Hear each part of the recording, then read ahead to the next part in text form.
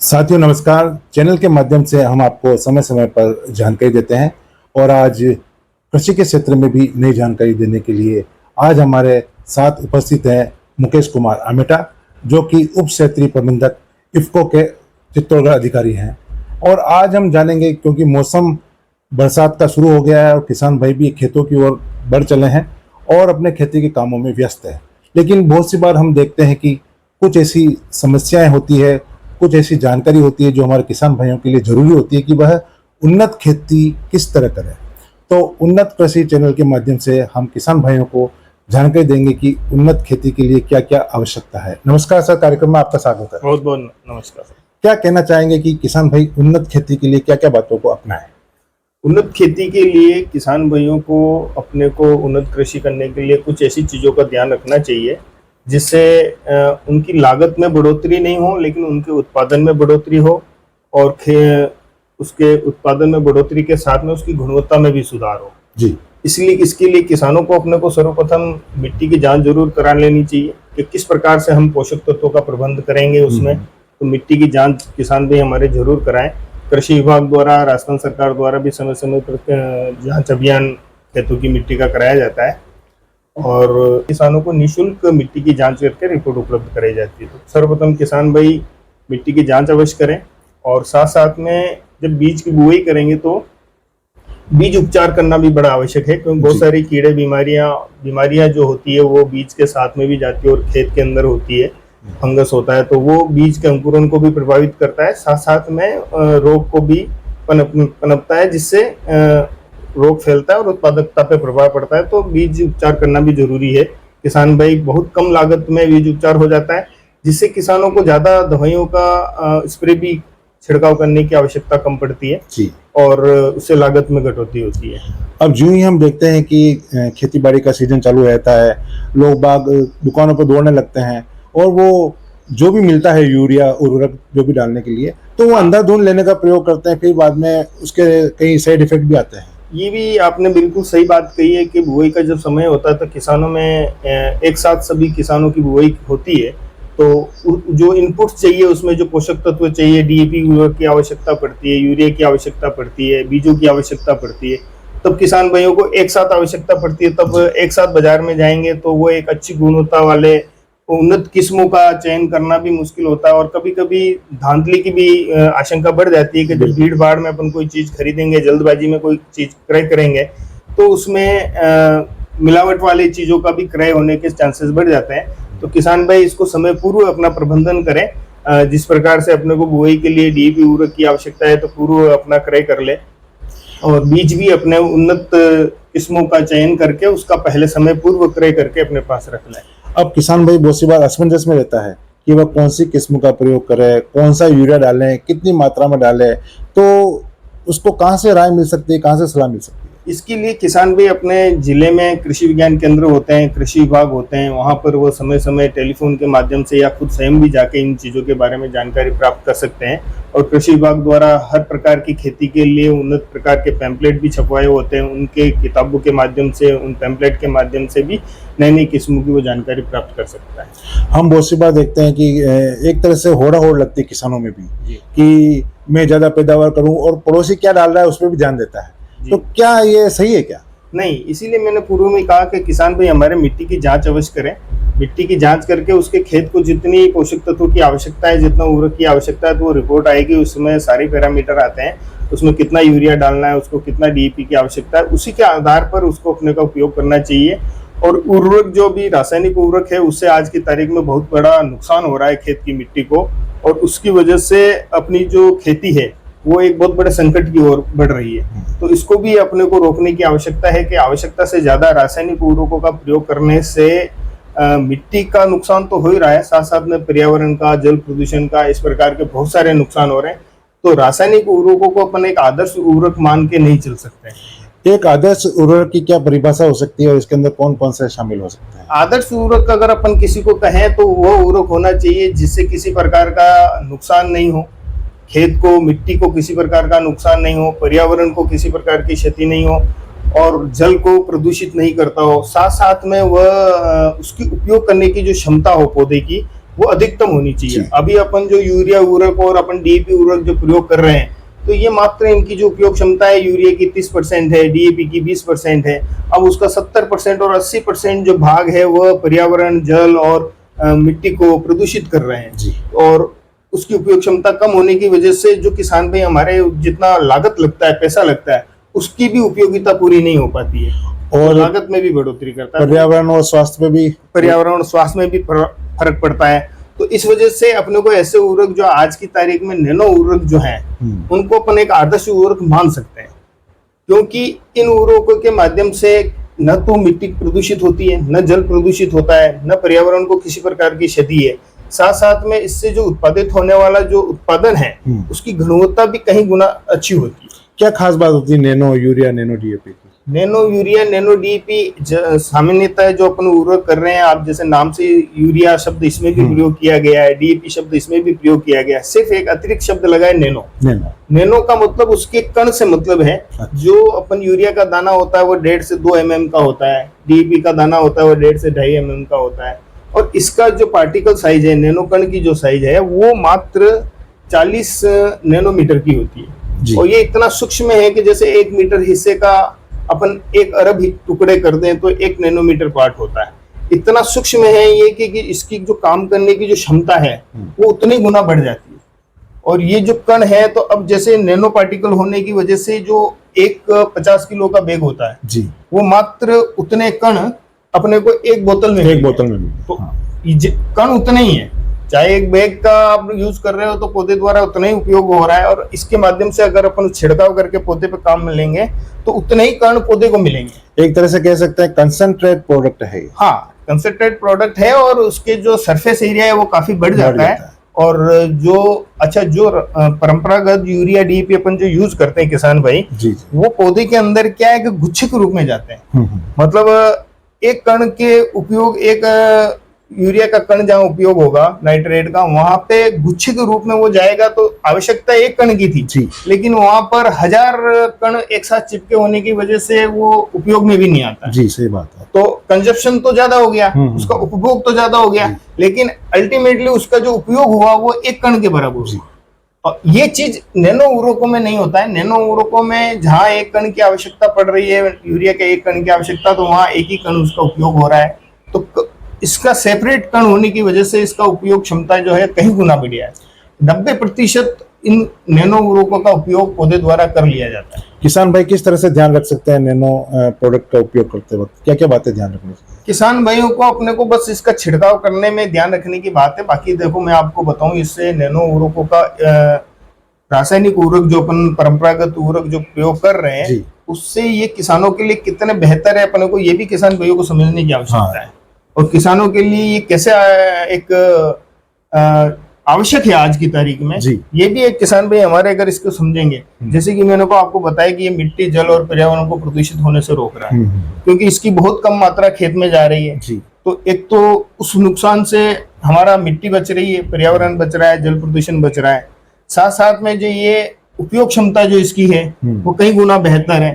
90% तक उपयोग हो जाता है। तो किसान के द्वारा जो मूल्य चुकाया गया, बिल्कुल उसका पूर्ण रूप से उपयोग हो रहा है। अब वहां पे किसान ने डीएपी का बैग 1350 रुपए में क्रय करके उसका 20% यूज हो रहा है। तो आप सोचिए कि 1350 रुपए का 20% का कितना उपयोग हुआ। मतलब आर्थिक भार भी कम पड़ रहा है। हाँ, मतलब उसका जहां पर 260 रुपए, 270 रुपए का डीएपी यूज हो रहा है, वहां पे किसान को 1350 रुपए का लागत आ रही है। और दूसरे नुकसान भी बहुत सारे भी। और यहाँ पर अगर नैनो उर्वरकों का प्रयोग करेगा किसान भी हमारे, तो जैसे नैनो डीएपी का प्रयोग करेंगे तो 600 रुपए में उसका 90% यूज हो रहा है। बिल्कुल। तो अपन मतलब जहाँ 600 रुपया किसान भाई हमारे लगा रहा है, वो हो रहा है अब तो 500 रुपए तक का उपभोग हो जा रहा है।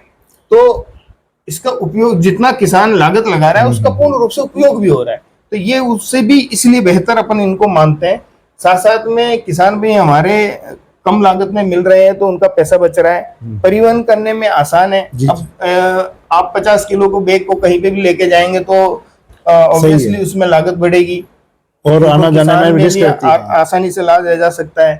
फिर अपन किसान इसको बीज उपचार करके इसको प्रयोग करते हैं हमारे नैनो डीएपी का, तो उससे अंकुरण क्षमता में भी वृद्धि होती है। अच्छा। अब आप डीएपी को, हमारे किसान भाई क्या करते हैं कि डीईपी के बीज के साथ में डीईपी मिक्स करके बोते हैं।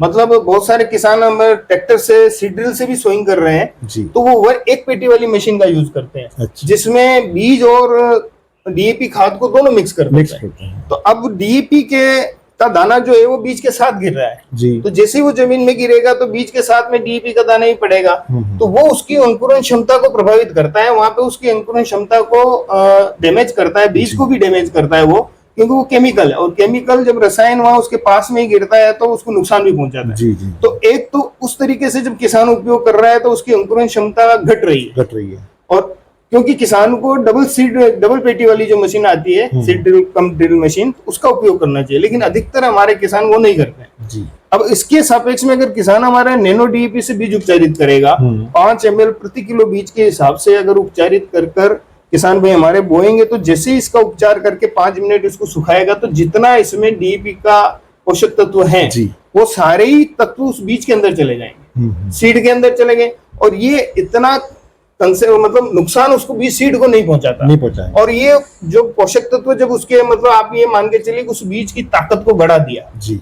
उसके मतलब एक उसको खुराक मिल गई, बूस्टर डोज मिल गई उसको। जैसे बीज को अपन उसको बोएंगे तो उसकी जो अंकुरण की जो क्षमता है वो बहुत वृद्धि हो जाती है उसमें जी, जी, जी। और वो जो किसान को जो बीज मात्रा बढ़ाते हैं तो वो भी आवश्यकता नहीं पड़ती है और साथ में ये अंकुरण जमीन को भी नुकसान नहीं पहुंचाता, अंकुरण क्षमता में भी उसकी वृद्धि हो जाती है तो कम बीज की आवश्यकता पड़ती है। मैं किसान भाइयों को एक बार आप इस चैनल के माध्यम से ये भी बताना चाहूंगा कि आपको बीज उपचार से अंकुरण क्षमता में तो वृद्धि हो ही रही है, साथ साथ में आपके खड़े खेत में आज की तारीख में खेती में किसानों की सबसे बड़ी लागत का कारण है कीड़े बीमारियों का आना। बिल्कुल। और उनकी रोकथाम करना जी जी। अब कीड़े बीमारियों की रोकथाम में किसान भाइयों का इतना पैसा लग जाता है उससे मतलब जितना खाद में नहीं लगाता है, सही बात, उर्वरक करने में जितना पैसा नहीं लगता उसका डबल ट्रिपल टाइम्स उसको पेस्टिसाइड और उनके केमिकल स्प्रे छिड़काव में उनका पैसा लग जाता है जी जी। तो ये लागत का एक बहुत बड़ा हिस्सा है। और ये जो कीड़े बीमारी आ रही है आपको मतलब किसान भाइयों को मैं ये समझाना चाहता हूँ कि जो ये लागत का जो हिस्सा आ रहा है जो 3-3 गुना जा रहा है उसका कारण भी यूरिया और डीएपी का अत्यधिक प्रयोग करना है। बिल्कुल। तो एक तरफ अपन यूरिया डीएपी महंगे खरीद कर अपन उनके कीड़े बीमारियों को भी बढ़ा रहे हैं जी, डबल नुकसान हो रहा है। ऐसे में अपन अगर नैनो उर्वरकों का प्रयोग करते हैं अगर खेत में तो फसलों में कीड़े बीमारियों को ये रोक के रखता है जी, उसके मतलब कीड़े बीमारियों को फैलने नहीं देता है, रोग प्रतिरोधक क्षमता अच्छी होती है, पौधे के अंदर उसकी जो रोग प्रतिरोधक क्षमता जो होती है वो कई गुना बढ़ जाती है इसके उर्वरक के प्रयोग करने से और इस वजह से उसमें कीड़े बीमारियां कम आती है जी जी। साथ ही साथ मैं ये बताता हूँ कि नैनो उर्वरकों का प्रयोग करने से उत्पादन में भी बढ़ोतरी होती है जी। अब आप यूरिया प्रयोग कर रहे हैं कीड़े बीमारी आ रहे हैं तो उत्पादन गिर रहा है, इससे कीड़े बीमारी रुक रही है और उत्पादन में भी वृद्धि कर रहा है। और एक यूरिया का बैग अपन जब फसल पे प्रयोग करते हैं तो उसका अधिकतम असर 15 दिन का रहता है जी। मतलब किसान भाई हमारे 7वें 8वें दिन खेत हरा होता है और आगे के 12 से 15 दिन तक उस यूरिया का असर रहता है। फिर बाद में वापस उसमें गिरावट आनी शुरू हो जाती है और खेत वापस नाइट्रोजन की मांग करना शुरू कर देता है जी। उसके सापेक्ष में अगर नैनो यूरिया प्रयोग कर रहा है किसान हमारा जी तो इसके स्प्रे के जस्ट 3-4 दिन खेत हरा हो जाता है। मतलब ये काम करना शुरू कर दिया इसने 3-4 दिन, इफेक्टिव हो गया, तुरंत प्रभावी हो गया। फिर ये जो नैनो उर्वरक है नैनो यूरिया जो है ये आगे के 25 दिन तक उस पौधे में कार्य करता है। अच्छा। मतलब 25 दिन तक प्रभावी है। मतलब उस यूरिया के कंपेयर में मतलब ये डेढ़ा लगभग आप मान के चलिए कि जहाँ ये 15 दिन असर दिखा रहा है वहां ये 25 दिन का असर दिखा रहा है। तो किसान के लिए एक लंबे समय तक ये काम कार्य कर रहा है। उसकी वजह से भी उत्पादन बढ़ने के जो चांस है वो कई गुना बढ़ जाते हैं किसान के। और साथ ही साथ मैं किसान भाइयों को ये भी बताना चाहूंगा कि खेती में हम लोग यूरिया का और प्रयोग जो है रासायनिक उर्वरकों का प्रयोग फूल आने से पहले तक कर लेते हैं, ठीक है। उसके बाद में अपन किसी प्रकार का उर्वरक खेत में नहीं डालते हैं, यूरिया का प्रयोग नहीं करते हैं। लेकिन जब फूल आने के बाद में दाना पकने तक का जो समय होता है जी। वो कम से कम 40 से 45 दिन और लगते हैं। अच्छा। 50 दिन का समय लगता है उसको फली को पकने में, दाने को पकने में, फूल आने के बाद में। अब जो यूरिया का प्रयोग अपने फूल आने से पहले किया है उसका असर तो 15 दिन बाद खत्म हो जाएगा जी। अब एक तरफ दाना पकने का समय आता है और दूसरी तरफ नाइट्रोजन की कमी आती है तो पौधे के अंदर जो दाना बनने की जो ताकत होती है वो खत्म हो जाती है। अच्छा। और उसका नतीजा क्या होता है कि कुछ दाने तो जो पहले बनते हैं वो हष्ट-पुष्ट बन जाते हैं, पक जाते हैं और बाद के दाने सिकुड़ जाते हैं। तो इसका अल्टीमेटली फर्क क्या पड़ता है, किसान भाई के उत्पादन में गिरावट आती है। जी। अभी तक की खेती में संभव ही नहीं था कि हम फूल आने के बाद में किसी प्रकार का उर्वरक का प्रयोग कर पाए। इसीलिए मैं इनको आदर्श उर्वरक की कैटेगरी में रख रहा हूँ जी, जी। कि फूल आने के बाद में भी हम पौधे की आवश्यकता की पूर्ति कर पा रहे हैं। जी। हम फूल आ रहे हैं उसके बाद में भी, फूल के समय भी या दाना बन रहा है उस समय भी हम नैनो उर्वरकों का प्रयोग कर पा रहे हैं। इसका हम छिड़काव कर सकते जी। हैं, क्योंकि इसका किसी प्रकार का नकारात्मक प्रभाव नहीं पड़ता है पौधे के ऊपर, बल्कि उसकी नाइट्रोजन की और फास्फोरस की आवश्यकता की पूर्ति करता है। तो पौधे को एक वो ताकत देता है जी, कि जिससे वो दाना को पूर्ण रूप से पका पाए और सारे दाने एक साथ पक पाए। इस प्रकार की ताकत है जिससे उसके उत्पादन में बढ़ोतरी होती है और गुणवत्ता जो है उसकी क्वालिटी है वो कई गुना बढ़ जाती है। अब जब उस दाने में जब उस पौधे को ताकत मिलेगी तो उस दाने के अंदर भी पोषक तत्वों की मात्रा बढ़ जाती है। तो ऐसा दाना जो अच्छी क्वालिटी का होता है, एक अच्छे कलर का होता है और एक साइज का होता है, तो वो दाना मार्केट में जब किसान भाई हमारे बेचने भी जाएंगे ना, तो उसका दाम भी उसको अच्छा मिलेगा, तो 2 पैसा उसको अच्छा मिलेगा। किसान भाइयों की आदतें बदलने में बहुत टाइम लगता है। किस तरह से आप उनको मोटिवेट कर रहे हैं कि भाई नैनो यूरिया का प्रयोग करें और एक तरह से अच्छी खेती बाड़ी करें? किसान भाई को मैं ये तो किसान भाई को हमारे क्या कि एक आदत बहुत बड़ी चीज होती है जो किसान भाई हमारे अगर बात करें तो पहले जो हमारे पूर्वज थे, सही बात, उनके दादाजी लोग खेती किया करते थे, तब यूरिया का प्रयोग करने से भी वो आनाकानी करते बिल्कुल करते, क्योंकि वो उनकी आदत में नहीं था, है ना। तो जब उनकी आदत में नहीं था तो उन्होंने जब यूरिया का बैग चालू हुआ 60 के दशक में, तो उन्होंने यूरिया का प्रयोग नहीं किया। धीरे धीरे उन्होंने यूरिया का प्रयोग करना सीखे। तो आज किसान भाई हमारे यूरिया छोड़ना नहीं चाहते क्योंकि वो उनकी आदत में आ गया। अब नैनो उर्वरकों को हम उनके बता रहे हैं तो वो किसान भाई के मन में आदत का एक सवाल है कि साहब, और किसान भाई हमारे क्या ज्यादा में विश्वास करते हैं, वो देखते हैं जब इसी दाम पे 50 किलो चीज मिल रही तो हम 50 किलो चीज का प्रयोग करेंगे, आधा लीटर को क्यों करेंगे। सही बात है। लेकिन किसान भाई को ये आवश्यकता है कि भाई आप 50 किलो चीज का उपयोग करके नुकसान जो कर रहे हो अपना खेत का, अपने दवाइयों का खर्चा बढ़ा रहे हो, पर्यावरण का कर रहे हो, साथ साथ में आपका जो पैदा कर रहे हो उसकी गुणवत्ता अच्छी नहीं आ रही है, उसमें उत्पादन पे असर पड़ रहा है, तो ऐसा ज्यादा पैसा लगाने भी क्या काम है। तो किसान भाइयों को अपने को इस आदत को तोड़ने की जरूरत है और किसान भाई हमारे नैनो उर्वरकों का प्रयोग करें, आधे खेत में करें आधे में न करें, खुद इसका प्रैक्टिकल करके अपनी इसको देख सकते हैं। तो इस प्रकार से किसान अपने को नैनो उर्वरकों का अपना का उपयोग कर सकते हैं। मैं अभी और बताना चाहूंगा आपको कि किसान भाई इन उर्वरकों के प्रयोग से अपनी खेती में और किन चीजों में फायदा मिलेगा, बताइए। आज की तारीख में खेती में बहुत बड़ी विपरीत परिस्थितियां आ गई। बिल्कुल, किसान ने फसल बोई, कीड़े बीमारी आ गई, उसमें ये नैनो उर्वरक मदद कर रहा है। इसके बाद में आप देखो कि बेमौसमी बारिश होती है, बिल्कुल होती है सर, आंधी चलती है, हवाएं चलती है बहुत तेज, इस प्रकार की घटनाएं बहुत ज्यादा अत्यधिक होने लग गई क्योंकि मौसम परिवर्तन भी बहुत जल्दी जल्दी होने लग गया है। तो ऐसे में क्या होता है, अगर किसान भाई ने यूरिया डीएपी का ज्यादा प्रयोग किया है या उस उर्वरकों का प्रयोग किया है तो 90% उस फसल के आड़ी पड़ने के चांसेस होते हैं। अच्छा। अगर ज्यादा तेज हवाएं चली, ऐसे में अगर किसान भाई ने हमारा बीज उपचार करके बुआई करी है नैनो डीएपी से और यूरिया का प्रयोग किया है नैनो उर्वरकों का, तो उस 90% उस खेत का चांस है कि वो आड़ा नहीं पड़ेगा जी, क्योंकि उसकी जो जड़ में है ना, उसकी जो, क्योंकि आपने नैनो डीएपी से अंकुरित किया है, उपचारित किया है, तो उसमें क्या है, जड़ का विकास बहुत बढ़िया होता है। आपने एक बूस्टर डोज जो पहले बीज के अंदर ही दे दिया तो वो बहुत बड़ा फायदा करता है, उससे जड़ का विकास अच्छा होता है। जमीन के साथ पौधे की जो पकड़ होती है वो कई गुना अच्छी होती है, जिससे क्या होता है वो फसल आड़ी नहीं गिरती है। जी जी। एक तो वहां फायदा मिलता है, साथ साथ में अगर बारिश का सीजन में भी बुआई करेंगे किसान भाई,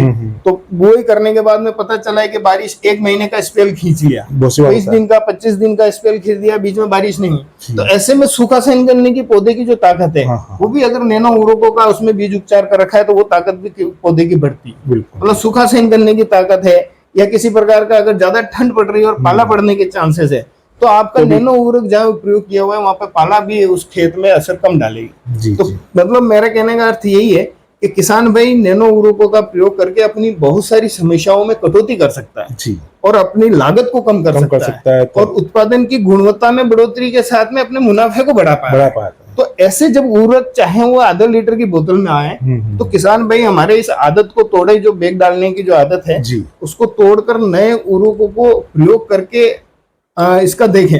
अभी बहुत सारे जो अग्रणी किसान होते हैं, जो प्रगतिशील किसान होते हैं, वो बहुत सारे किसान हमारे यूज कर रहे हैं, बिल्कुल करते हैं, नैनो डीएपी से उपचारित कर रहे हैं। अभी रबी के मौसम में हमारे किसान भाइयों को डीएपी की उपलब्धता नहीं हुई तो हमारे किसान भाइयों ने सिर्फ नैनो डीएपी से बीज उपचारित करके बुआई कर दी। और उनको बहुत अच्छे रिजल्ट अच्छे रिजल्ट मिले तो आगे भी इसको उसके कल्ले अच्छे फूटे गेहूं के अंदर।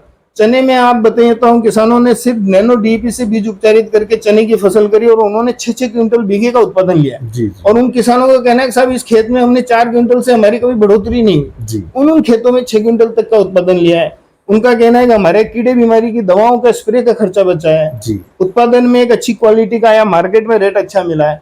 तो मैं आपको ये भी बताना चाहता हूँ कि अगर अपन खाद्यान्न फसलें हैं, जी जैसे अपने गेहूं मक्का जो इस प्रकार की जो फसलें हैं, अन्न वाली जो फसलें हैं, इनमें अगर अपन नैनो उर्वरकों का प्रयोग करते हैं तो 7 से 10% तो एक अपन मिनिमम मानते हैं कि इतना उत्पादन में बढ़ोतरी करता है। साथ साथ में अगर इन चीजों को अपन सब्जियों वाली फसलों में यूज करें बिल्कुल या फलदार वृक्षों में या उनमें बागवानी में यूज करें तो वहां पे ये 30 से 50% तक उत्पादन में बढ़ोतरी कर सकते हैं। जी।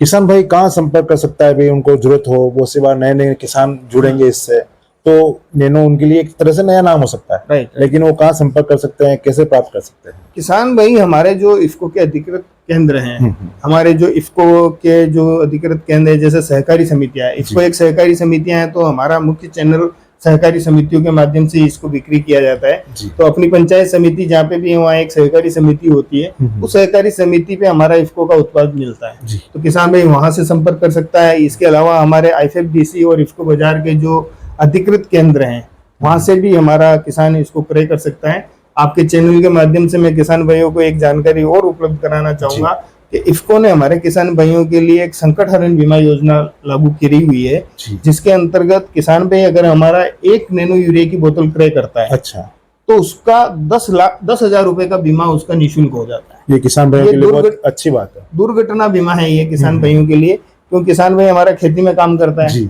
तो बहुत सारी सिचुएशन से सामना भी करता है, तो ऐसी स्थिति में हमारा किसान भाई सुरक्षित है।